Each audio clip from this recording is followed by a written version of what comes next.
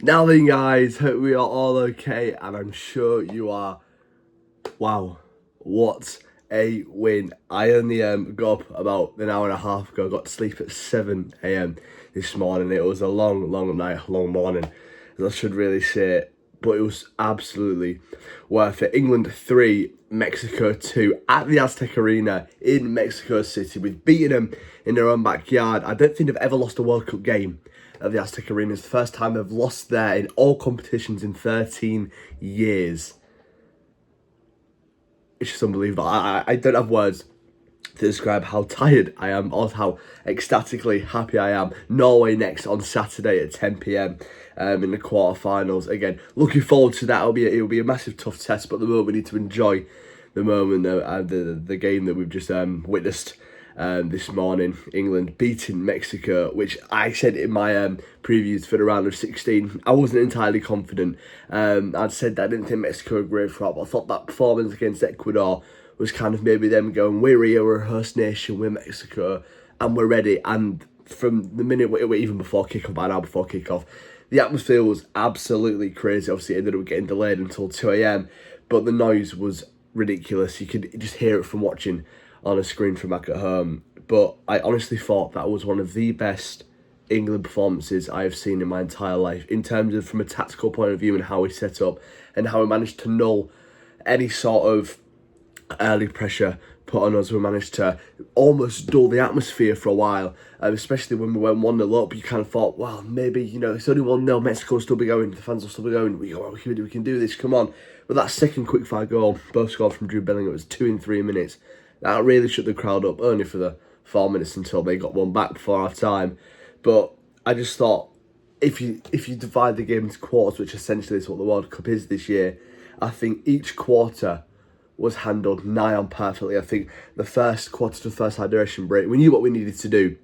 We knew if we kind of sat and if we took the sting out of the game, we knew they'd come out the blocks quicker than we did. You could see in terms of our style of play from games so far in the World Cup, we used to pressing quite high early on, and we didn't do that. We knew that if we tried to press really high and we tired ourselves out, it'd be the wrong decision. And once we got possession, which wasn't often, but when we did, we took the sting out of the game. We'd try and win a little foul here and there. We'd pass the ball between us. We'd keep the ball, essentially. We weren't really trying to do anything, because we realised that if we could get 22 minutes in, that's the first stage of the job done. And we did it really, really well. And the second stage was pretty perfect, scoring 2 goals, which came from 2 really good bits of play. The first one was a fantastic ball to Pickford, out to Rice, who then drives up the pitch. It's effectively 3 passes and a goal. Pickford to Rice, Rice to Saka, Saka across to Bellingham, and that's a fantastic, really well worked goal.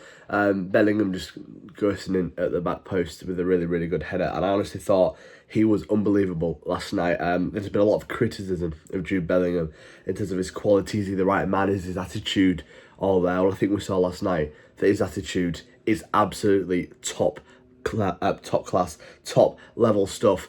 And it's those players, I said in my most recent video, that we have 2 world-class players in Kane and Bellingham, and they turn up in the big moments, and we needed both of them. Again, Kane scoring a penalty to make it 3-1. The 2 big players stepped up, but I think it was more than just, because I think what we've seen so far in the tournament is, it's Kane and Bellingham stepped up to help a poor England side. But last night it wasn't that. It was Kane and Bellingham helped. But overall, I thought across the pitch, I couldn't name you one player who was really poor. Even Kwanzaa obviously getting sent off, which was a pretty silly challenge in the end. Obviously he won the ball, but he didn't need to jump into the challenge. If he'd have just gone in normally, he probably would have won the ball. Obviously he got the first touch and he'd probably been there. So it's a bit of a silly one. Who knows how the game would have gone had we been 11-11 for the rest of the game. We might not have won. So I think credits to the defence and how we defended for the last 20-25 minutes, because like I said, everyone across the pitch from Pickford all the way up to Kane, even Rodgers, when he came on, he knew what his job was. He knew that he was coming on to run, stretch the defence. Every time we got the ball, we were sending it into the channels, into the corners and going, come back at us. And a few times Rodgers managed to get the ball, and so I thought it was fantastic. But the standout performer for me last night, and I think he was instrumental into the way we played, and he didn't even start the game. I thought John Stones, when he came on, was unbelievable. Bear in mind, he hasn't played a minute since the first game. I don't know if he completed the full 90 against Croatia, but I wasn't quite sure of him against Croatia. I thought he was okay. I quite like John Stones in certain games because he's more of a ball playing defender. If you say he can kind of pick the passes, he can lob one over the top, which is something that Gay and Konza don't really tend to do. And when he came on, he knew he had his job. Filling in with down to 10 men, he was coming on. I think he played right back, and then eventually Konza switched over to right back. It was a few little switches over, and he was unreal with a vital bit of defending right at the end, where he looked like Raul Jimenez. If Stones wasn't there, would have had a nigh-on goal scoring opportunity that you'd expect him to take, and he just kind of sticks the leg out and he goes past the post. He just put his head on everything, block after block after block. Same with Dan Berman, he came on. Same with both defenders. It started in Konza and Geiki. It was just, like that, I don't have the words to kind of describe just how well drilled that defence was, which is something that we haven't said at any point in this tournament so far. If there's been one big criticism of the squad, it's been defensively we look really shaky. But it's the defence that won us the game last night. Because I think it was just after the second hydration break that we decided to go and play at 5 at the back, or whatever it was that we ended up playing. Because it was after Mexico obviously scored that penalty, which I'm not quite sure about. I think other referees wouldn't have given it. I can absolutely see why he's giving it. He's kind of kicked through it. Is it a bit harsh? Yes. But is it a penalty? Probably. Yeah, I'm not quite sure about that one. But it didn't matter in the end. Because England were absolutely fantastic and well worthy of their win. If you look at the kind of the match stats, it was sometimes quite deceiving. It looked like Mexico were on top. They were on top for a lot of the game. All you have to do is, I never like to look at the match momentum, and it was maybe 95% Mexico on the up, because that was the test that we were never going to go there, and we were never going to be on the front foot for the whole game, especially going down to 10 men in the 50th minute that it was, 53rd minute or something. We could never be on the front foot from that point of view, and we were so lucky.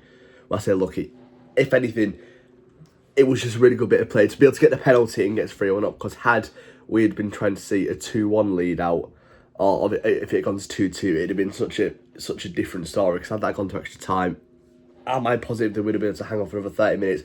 And then we go to penalties and Kane wasn't on the pitch. There's all these different factors. I just think the players knew they had to get it done in a 90.